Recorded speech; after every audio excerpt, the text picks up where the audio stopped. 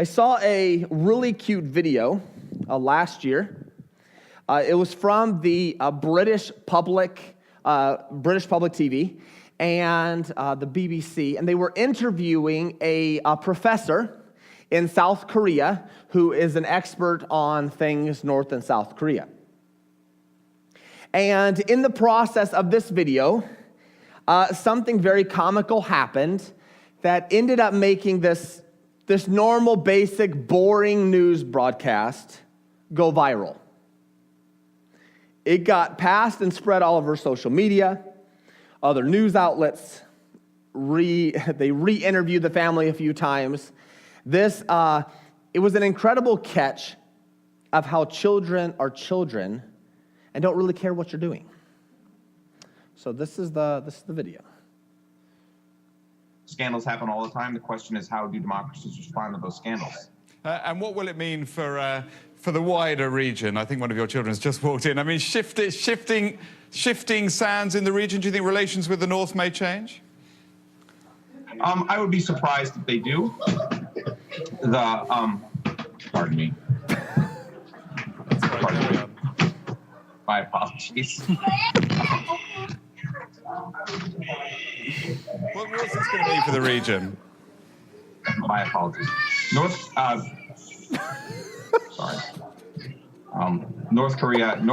South Korea's policy choices on North Korea have been severely limited in the last 6 months to a year. We're going to watch that one more time, okay? Watch the strut of the young child, followed by the little baby brother. What's sister doing? Followed by the panic response of his wife, knowing full well he's being interviewed on national TV. Oh, we're going to watch it again. Scandals happen all the time. The question is, how do democracies respond to those scandals? And what will it mean for the wider region? I think one of your children has just walked in. I mean, shifting sands in the region. Do you think relations with the North may change? I would be surprised if they do. Pardon me.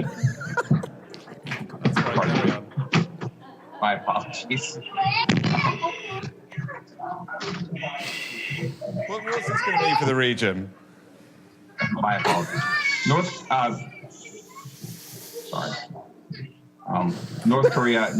South Korea's policy choices on North Korea have been severely limited in the last 6 months. Oh, my word. I love it. What are you doing, Dad? Oh, man. Well, true viral videos are complete accidents. As you saw there, they capture innocence and the wackiness of just normal, everyday life. They can't really be created. The most popular videos that have gone viral have been complete accidents for whatever reason. Oftentimes, the fame is unexpected. This family here, they were just a more quiet and reserved family, being thrust into not just the national spotlight from his expertise, was now thrust into the national spotlight of having this wacky family. And his daughter, even in interviews, I watched some of the other interviews, kept stealing the show. They pretty much think she's going to be the next ruler of the world. I mean, she has a thing and she has an opinion and she's doing it. And so it's a lot of times it's unwelcome. And these videos, oftentimes like this, they don't do them to become popular. It just sort of happens. It's an accident.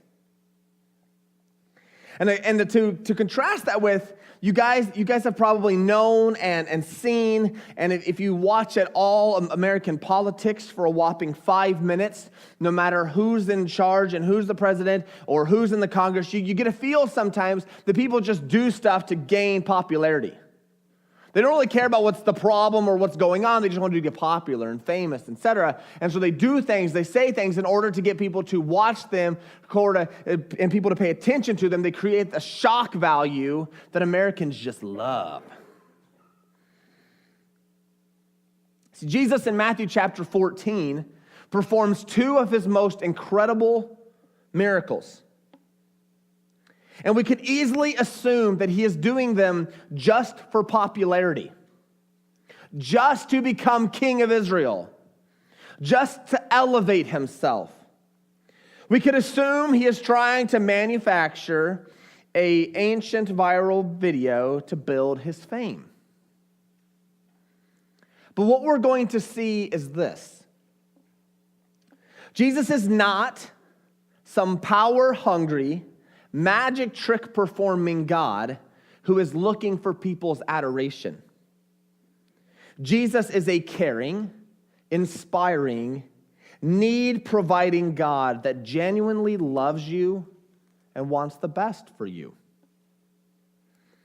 And so as we begin this study in Matthew chapter 14, many of you studied verses 1 through 12, and you guys interacted a little bit with Herod and the death of John the Baptist. And if you haven't read that yet, I would encourage you to read it and just what played out there. And as a result of John the Baptist's death, you guys look at verse 13. It says, Jesus heard this. He withdrew from there in a boat to a desolate place by himself. And when the crowds heard it, they followed him on foot from the towns. And he went ashore and he saw a great crowd, and he had compassion on them and healed their sick. And so Jesus, after finding out that John the Baptist had passed away, Jesus withdrew himself, and in a sense of, I think, prayer and quiet and solitude. I think Jesus was hurt. And then what we see next is the crowd found out. His fame caught up with him, and his crowd came, and Jesus begins to heal them. And he begins to perform miracles, but it wasn't to make himself more popular. You guys see in verse 14, he had compassion on them. He had compassion. So he wasn't being motivated or driven by, look at me, look at all the people I can heal, look at all this cool stuff I can do. No, he had compassion for them, and that's why he was performing these miracles and healing their sick. Now you go a little bit further into verse 33. And this is right after the second miracle, which we'll study, but it says, and when they got into the boat, the wind ceased, and those in the boat worshiped him, saying, truly you are the Son of God. And so there was a recognition by these people in the boat, and we'll see why, that he and what he did validated his position and who he was. Truly you are God. There is something special about you. And so this is what sets up our frame here today, is one that you have Jesus Christ, who by the end of what we're going to study, people are worshiping and saying, you are God, you are the Son of God, you are incredible what happened. And you have the first part here is compassion, and this is what sets it up. See, Jesus Christ is not he's just not out for himself and out to do these cool things. So you look at him and you're like, wow, Jesus is neato. Jesus is cool. Do another trick, Jesus. Do another trick. No, Jesus and his power is motivated by compassion for you, and that's why he's reaching out. That's why he's moving towards you, and that's what sort of sets it up. And so I want to put this in a little box, and now we're going to start to zoom in. So look at verses 13 through 23, all right? And this point is titled, He is not interested in a quick fix, but in Christ you are satisfied. See, when Jesus is performing his miracles, he's not looking for some quick thing where he can just slap a patch on it, slap a Band-Aid on it, and send you on your way.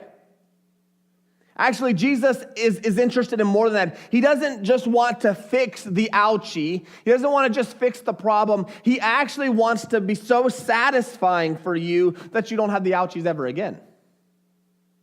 What an incredible focus here. And so let's read. So you have 13 through 21. We already read 13, 14. All right, 15. So this is after a day of healing. It says, now when it was evening, the disciples came to him and said, this is a desolate place, and the day is now over. Send the crowds away to go into the villages and buy food for themselves. See, Jesus had withdrew himself from the crowds, from the towns, from the villages, so we can assume he's probably a few miles away. He just went a few miles into the wilderness to separate himself, but as, popularity and fame happens, they followed him. The paparazzi showed up. They were there. And so now it's evening, and Jesus has spent an entire day healing and taking care of people and ministering to people. And the disciples are like, they need to get going. It's getting dark. They haven't eaten anything. Send the crowds away to go into the villages and buy food for themselves. And Jesus responds, they need not go away. You give them something to eat. Now, what's comical about this is that as we'll see, there was a crowd of at least 5,000 men. That wasn't including their families. So this was a pretty large crowd. If any of these crowds just dispersed anyway, there's not a village that could have fed them. We're talking like, I guess Great Britain just had a chicken shortage where they ran out of chicken somehow. Yeah, that's pretty much what would have happened to all these towns. There was no way. And here Jesus says, you guys feed them. What?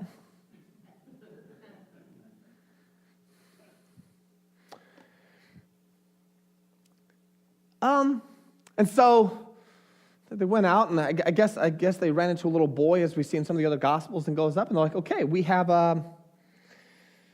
5 loaves and the 2 fish.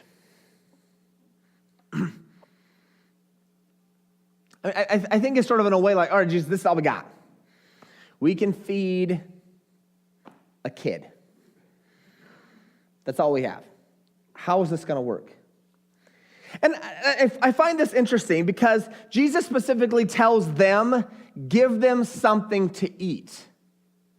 And I think we can gloss over this just to say, when we're getting to the good stuff of what Jesus does. But I think in some way that Jesus actually expected them to meet their needs.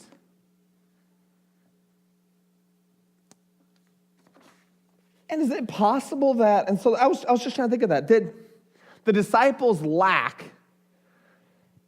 like we do, the imagination or the faith to actually do something like this? Jesus had already given them power to cast out demons and to heal and to minister. Did they have other authority and other power that I didn't even think about? It was just a thought that I had, because Jesus tells them, you guys feed them. I mean, why would he tell them, you guys feed them, if they couldn't feed them in the first place? You thought about that? I don't know. Things you think about during the week. Yeah. I don't have an answer for you. So they said to him, all right. So I think they went out. They're like, all right, we're going to feed them. And they went out and they found that. Okay. And so Jesus said, well, bring them here to me. And then he ordered the crowds to sit down on the grass. And taking the 5 loaves and the 2 fish, he looked up to heaven, said a blessing, then he broke the loaves and gave them to the disciples, and the disciples gave them to the crowds. And they all ate and were satisfied, and they took up 12 baskets full of the broken pieces left over.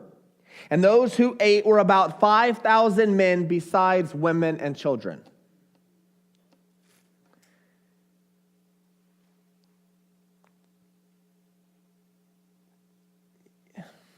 I'm trying to imagine how this played out. So he starts breaking the bread. And he started handing it out. I mean, was he holding one loaf and like pulling a loaf out of it? I mean, even then that'd be like 5,000 times. Your arm would get sort of tired. You know what I'm saying? Like, that's a lot of people. That's a lot of bread. Or did he start off doing that, and then while the disciples were out passing out the food, did he start grabbing whole baskets and just pulling them out of other baskets? You know, like how did this thing happen? You imagine being in the front row watching Jesus like,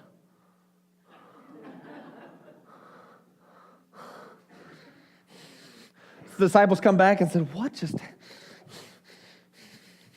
trying to count, and before long they come back and they keep going. How did this thing play out? I don't know. I think it's sort of a bummer they didn't have iPhones back then, because that would have been cool to watch.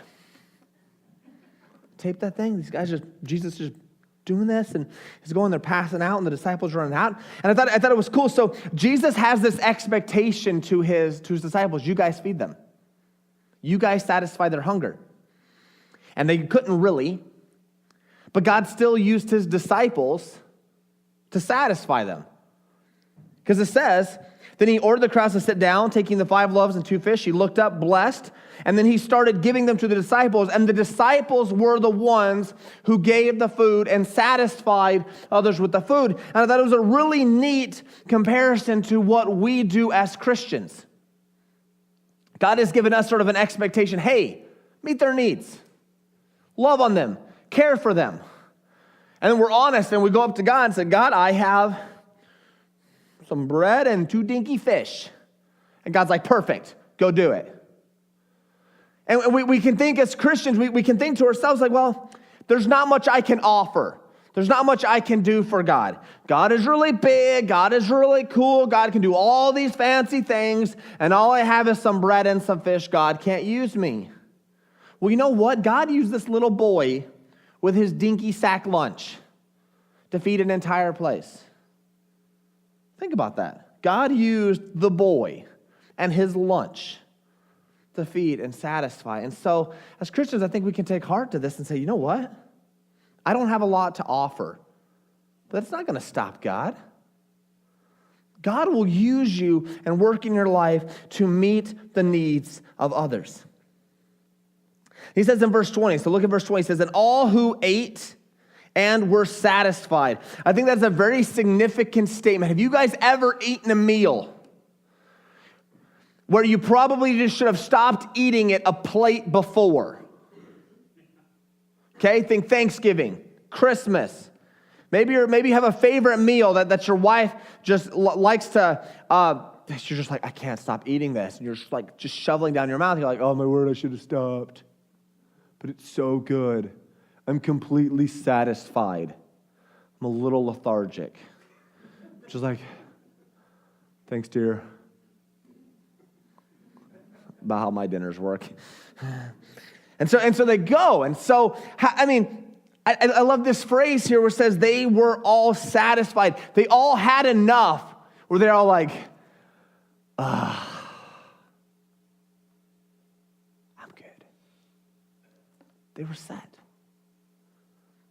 See, Christ doesn't just meet needs barely, a little skimpy, a little like, oh, I'm good, but I'm still really hungry. God gave me a bite. I guess, okay, no. In Christ, you are satisfied. See, his miracle that he did wasn't just to tide them over for a little bit. Wasn't just like a quick little brunch or an afternoon snack you get after school. No, they were satisfied. They were set. They were full. They probably waddled on back home. What a miracle. And so then we find out what happens here is actually in John chapter 6, 14 and 15. And you guys can turn there or make note of it, but it's encouraging. So Matthew doesn't capture this, but what happens next as they are watching this play out, it's recorded in John, it says, when the people saw the sign that he had done, they said, this is indeed the prophet who has come into the world, and perceiving then that they were about to come and take him by force to make him king, Jesus withdrew again to the mountain by himself. So if the accusation was made, Jesus, you're just trying to become king and just trying to become popular and just trying to wow and woo people with all your cool tricks, Jesus is like, He backs off. He escapes. He withdraws. Verse 22, it says, he immediately made the disciples get into the boat. The last thing he wanted the disciples to be a part of was a resurrection. He did not want his disciples identified with a resurrection or with a resurrection. No, that's not the right word. Rebellion works. Insurrection. Thank you. Insurrection. He didn't want him. Wow, that's all the same, all right? He didn't want him identified with that. So he sends his disciples off on a boat and away. And Jesus took care of the crowds and says, simmer down, people. I'm not interested in this. It is not my time. See, Jesus isn't out to just ooh and ah you and wow you. He cares. He sent his disciples away from this thing because it's for their own good. The last thing they needed was these weird visions of grandeur and trying to make Jesus king too. He sends them away and he deals with the crowds. And then he withdraws and allows the fame and the drive to settle down. Because this is our Jesus here. I find great comfort in the fact that Jesus isn't out just to ooh and ah people, but he cares for you. He's powerful. He knows what he can do. He knows what he's capable of. He's like, no, it's not my time. It's not my time. He was there serving and loving and showing compassion and healing them and satisfying people. See, in Psalm chapter 132, or Psalm 132, verses 13 and 15, it says, "For the Lord has chosen Zion. He has desired it for his dwelling place.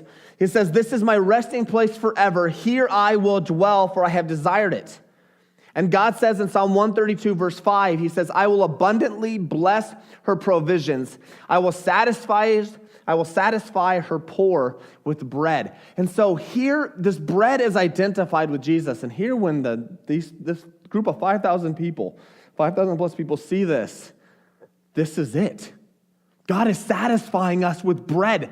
This guy seriously just kept making bread and fish. And they try to go and they try to rise and make Jesus king. But Jesus has a greater plan and a greater mission.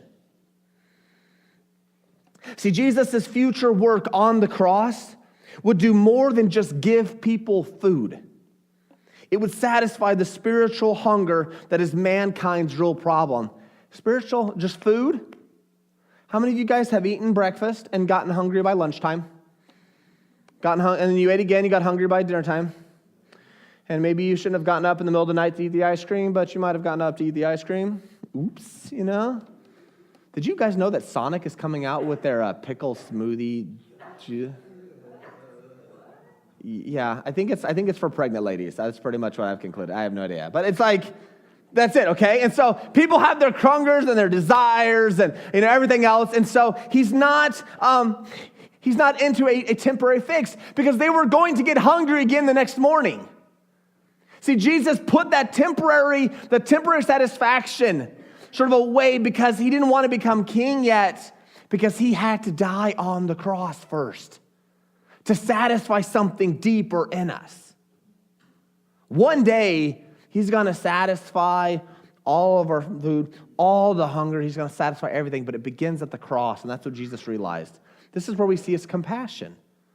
Love it. All right, let's keep going. All right, so he made the disciples get into the boat, and he dismissed the crowds. All right, and then he went up to the mountain to pray. All right, and when evening came, he was there alone.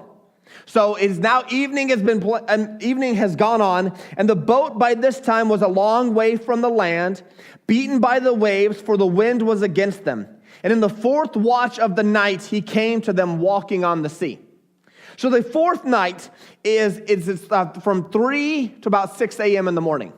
The Romans had split the evenings into 4 3-hour sections, okay? And so this was this last one. So if we think about it, Jesus has spent an all-day ministry. Jesus has dismissed the crowds, gotten the disciples on the boat, sent them on their way, and now he has prayed and spent time with the Lord for a while, for quite a few hours. And these poor disciples who got sent on the boat were trapped in a storm that they could not get out of. These are skilled fishermen. The sea was their friend, and they were stuck for that many hours.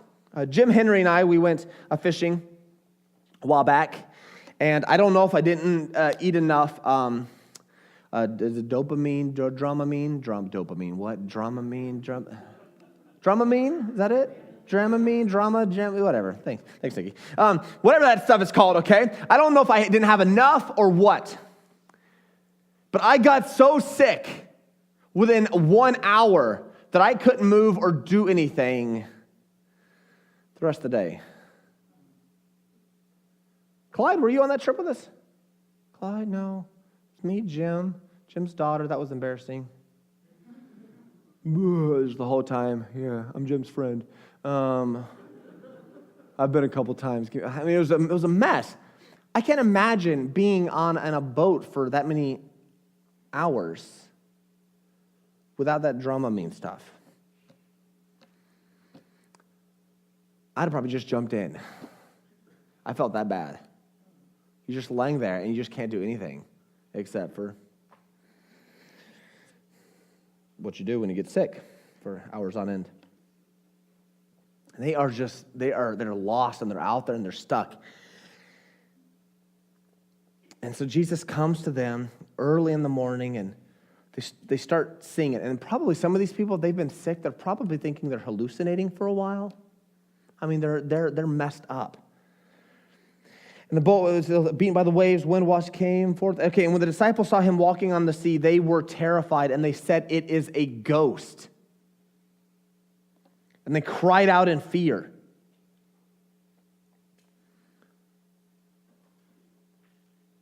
I'm pretty sure that would spook me. Because people don't walk on water. I have tried. Pretty much it. Okay? That's all you can do. And they're in the middle of the ocean, and they're in the middle of the sea, and the waves are going, and the winds and the rain, and they see Jesus coming to them, and they freak out. Not only are they stuck in the storm, and they're seasick, and it is not good, now they're seeing ghosts. And they freak out, like any of us would in that situation. And Jesus spoke to them, saying, "Take heart, it is I, do not be afraid." Peter says in verse 28, "Lord, if it is you, command me to come to you on the water." And these if-then statements always throw me for a loop. And so I always thought this is just the way my brain works. So for a while, I thought that Peter was trying to, well, if you are really Jesus, then tell me to jump off into the water. But that would make no sense, because if it was not Jesus and he didn't like Peter, he'd say, "Oh yeah, I'm sure I'm Jesus, come out." Peter dies. So I'm like, okay, I don't think that's what's going on here. I don't think Peter's like, "Oh yeah, well, prove you're Jesus by telling me to come out in the water." Okay. No, I don't think so. So I approach this as more of like a sense, like, because they recognize Jesus' voice. Like, since you are Jesus, since it is you, all right? If it's you, and I want you to share your authority to walk on the water with me. I want you to give me, in essence, the power and the authority to do this awesome thing you are doing. Command me. Give me the ability to get out on the boat, on the water, which should be crazy weird. Like, was it hard? Was it sort of squishy? I've never walked on water, so I don't know. And so he says, and what's incredible is oftentimes magic tricks or magicians or guys with this ability, they never hand over their authority and their power with other people. You notice that? They hold on to it. The last thing someone who's claiming for fame wants to do is hand that off to somebody else. Magicians don't share their magic tricks, do they? They don't. And Jesus has so much authority, and Jesus has so much power over this, he can literally hand it to somebody else while still doing it himself. That is the level of Jesus' control over this. Here, Peter. Peter gets out in the water. And he starts walking on the water. And we're led to believe that I think he goes. And so he walked on the water and came to Jesus. So he's walking to Jesus, and he's almost there. And it says, when he saw the wind, he was afraid.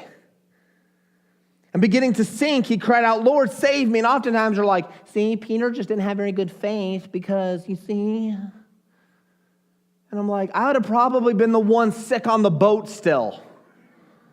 Oh, that's awesome, Peter. Give me a minute. I'm like, I'm not making it. What's going on? And so we like to say, if only Peter had better faith. I would have had much better faith than him. Where's the rest of the disciples? In the boat. So technically, if we want to do these ratios, 1 to 12 chance, you'd be the one on the boat still. Okay? You're the guy on the boat. All right, so don't judge Peter for losing faith at the end, okay? And so, because that's pretty much all of us. Because what I think happens is as Peter's walking on the water, the wind is still going. And have you ever been in a huge windstorm?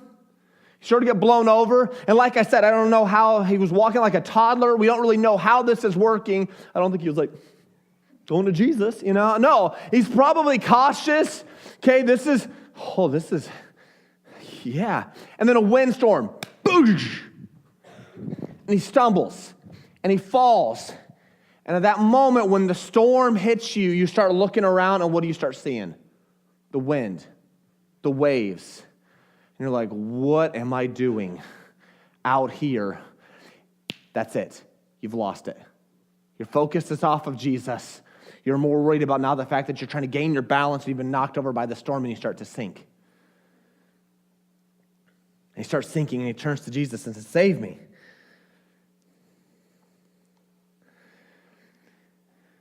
Peter is the illustration of our Christian life. See, God has given us the ability to figuratively walk on water. If I could really walk on water, I would let you guys know, okay? See, what Jesus has done on the cross, and by him conquering and completely destroying the power of sin, through faith, Jesus hands that to each one of us. And through faith, he goes and he cures and he conquers and he defeats the sin in your life. And so you can now do something you could never do before. You can now live free of your sin instead of being swallowed up and drowning in it. He has given that to you through faith, just like Peter has shown. And what happens in our life is that we start performing, we start walking, we start doing the Christian life. And we're walking free of our sin for a little bit. And then a storm hits us. The wind knocks us over, and we start focusing, and we start looking at other things. And we start panicking and wondering, how in the world am I out here? What in the world did I do? And we start to sink. And we have a choice. We can say, I'm just going to keep drowning because I don't really want to ask Jesus for help because I'm sort of embarrassed. Or we can do what Peter did when Peter realized that he was no longer able to, where Peter turns to Jesus and said, Lord, help me. Pull me up. And Jesus reaches out his hand, which he'll do every time with you. He'll pull you up, and he says, oh, you have little faith. Why did you doubt? And I don't know how many times he says that to us. Why are you doubting my goodness and my care for you? I wasn't going to let you drown in this water. I asked you to come out here. No. I love you. Why did you doubt me? Why did you doubt my care and my love? Why did you doubt? It says in verse 32, when they got back into the boat, this is what people forget. How did Peter get back on the boat? Did Jesus, like firemen, carry him? There you go, Peter, loser. No, I think he pulled him up, put him back on the water, and they walked back. I don't think Jesus drug him through the water.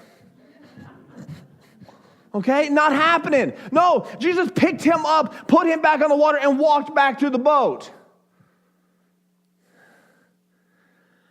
And as soon as they got back into the boat, remember that storm that was knocking Peter around where Peter lost faith for a minute? And the boat, it's as soon as he gets on the boat, the wind stopped. Done. Imagine what the response is on the people in the boat.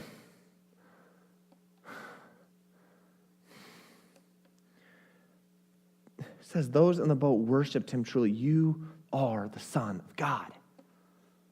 This is power we have never seen. Not only can you walk on water, you can give the authority to walk on water to other people.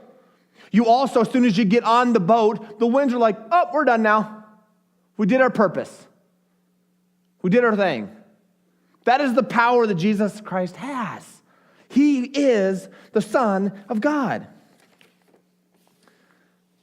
See, and that's the second point that we've been seeing is Jesus doesn't want to just impress us and make us go, ooh, ah. He wants to bring peace in the storms of your life and in the wind. He doesn't say the winds are going to stop. What he's saying is in the storms, I have given you the ability to keep walking towards me. Do not get distracted with the wind and the waves. Keep walking. I have given you that authority. Just keep looking at me. Come on, keep walking. Yeah, you look sort of silly. Yeah, I know this is new for you. Keep coming. Up, you fell. You gonna ask for help? I'll wait. Okay, there you go. And we're like, yes, helps, and he helps you back up. And you walk again. He's back. Come on. It's like a toddler. Go. Pfft.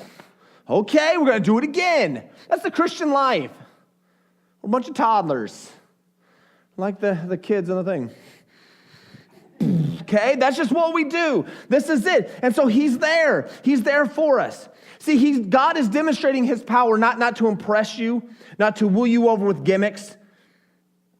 God was doing just fine by himself before you existed.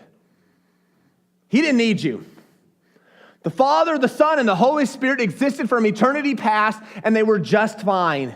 And they didn't wake up one day, man, I just really want a bunch of little tiny ants just saying, yay, Jesus. No. They never did that. They were completely fine on themselves. Jesus isn't out to impress you. He cares for you, and he has compassion on you. I wrote this. I said, he doesn't need his miracles to go viral and become popular on the next edition of Good Morning America. Okay, he doesn't need it. God shows you his power so that you can know and you can recognize that he can rescue you. I mean, that's he is showing you, hey, this is how powerful I am, and I love you. And I am giving you the ability to walk on water, to walk in the Christian life and do something you couldn't do before. I think this so